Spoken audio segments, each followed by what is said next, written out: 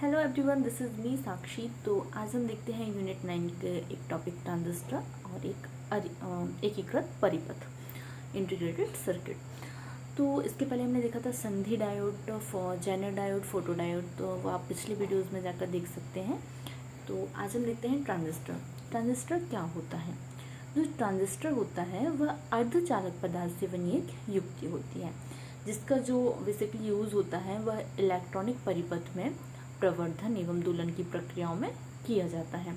और जो ट्रांजिस्टर होता है इसमें 3 सिरे होते हैं। एक होता है उत्सर्जक, आधार और संग्राहक। तो जो ट्रांजिस्टर में है 3 सिरे होते हैं, पार्ट होते हैं।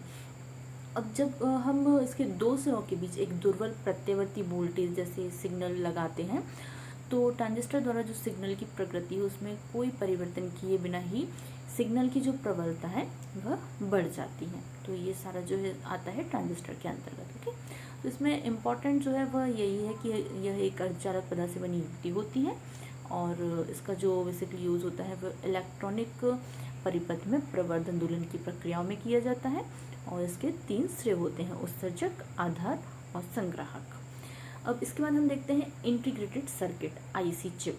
ठीक है, तो इलेक्ट्रॉनिक्स में जब विकास में प्रारंभ में प्रयुक्त होने वाले वैद्युत परिपथ में सभी घटक, जिसमें क्या होता था कि प्रतिरोध, चोक कुंडली और संधारित्र डायोड जो है इनको अलग अलग लगाकर क्या होता था, सोल्डर किए जाते थे। तो इलेक्ट्रॉनिक उपकरण जो होते थे वह काफ़ी बड़े होते थे, इनका आकार जो है बड़ा होता था। लेकिन जब से आईसी जो चिप होती है तो इसका विकास हुआ है तो इलेक्ट्रॉनिक्स के जो भी यंत्र होते हैं, जो भी उपकरण हैं, इनका आकार काफ़ी छोटा हो गया है। अब यह इतने बड़े आकार के नहीं होते हैं।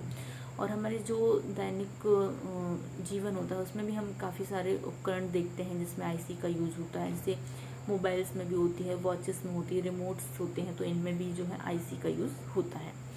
और एकीकृत परिपथ या चिप एक ऐसा विद्युत परिपथ होता है जिसमें एक अत्यंत छोटे अर्धचालक टुकड़े पर आवश्यक घटक का हम निर्माण कर सकते हैं। तो जितने भी इम्पोर्टेंट उसमें घटक होते हैं वो आईसी के ऊपर भी हम इसमें बना सकते हैं। तो इससे क्या होता है कि इसका जो आकार है वह छोटा हो जाता है और यह कम संयोजन रहता है, इसमें कम विद्युत सामर्थ्य लगता है और लागत भी जो इसकी कम रहती है।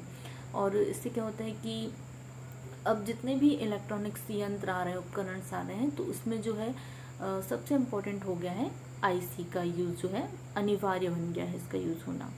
और फिर इसमें क्या होता है कि कुछ इसमें दोष भी हैं। तो इसमें क्या होता है कि जैसे आईसी चिप जो होती है, यदि उसमें कोई एक घटक खराब हो जाता है तो फिर हम ऐसा नहीं कर सकते कि हम उसे रिन्यू कर सकें, सुधार सकें। हमें जो है पूरी चिप को ही एक्सचेंज करना होता है, न्यू चिप इसमें हमें लगानी होती है। और साथ में इसमें क्या होता है कि जो ट्रांसफार्मर होते हैं चिप में, हम जैसे घटक भी निर्मित नहीं कर सकते हैं। ट्रांसफार्मर जैसे घटक जो है उसको हम निर्मित नहीं कर सकते हैं।